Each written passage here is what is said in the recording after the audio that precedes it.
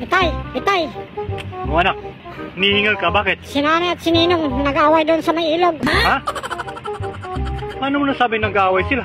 Nakita ko, tay. Hinabol ni Ninong si nanay. Oh, tapos? Tapos, sinakyan ni Ninong si nanay. Ha? Oh, tapos ano pa nakita mo?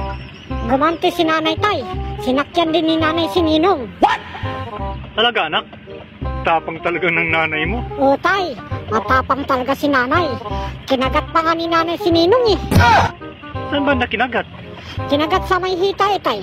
Tapos, gumanti din si Ninong ng kagat. Kinagat din niya si nanay sa may hita.